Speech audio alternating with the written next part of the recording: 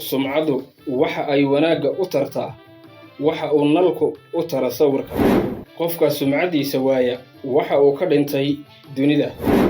Dhaawac culus waad ka bogsan kartaa, laakiin sumcad xumo way ku dishaa.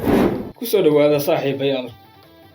Barnaamijyadii mararka qaar idiin soo tabin jiray dhiirigelinta iyo baraarujinta dhalinyarada iyo murtida afka Soomaaliga hadday tahay suugaanta iyo waxyaalaha la midka.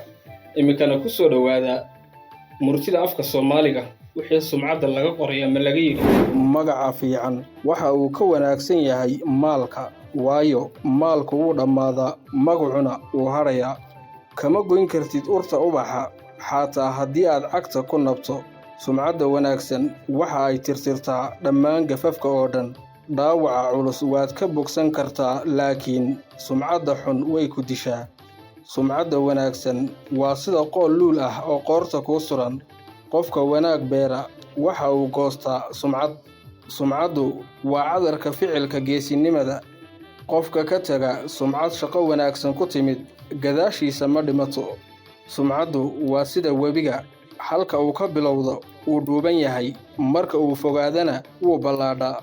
Sumcadda wanaagsan mugdiga way ka iftiin badan tahay. Sumcaddu waxa ay wanaagga u tartaa waxa nalku u taro sawirka. Qofka sumcadiisa waaya waa uu ka dhintay dunida. Sumcad luntay waa sida koob dhalo ama qaruurad ah oo jabtay. Aad baad mahadsantihiin. Ku xidhnow channelka Daymacad Media. Anigu waxaan ahay Jabarti Yaxye. Soo dhawaada.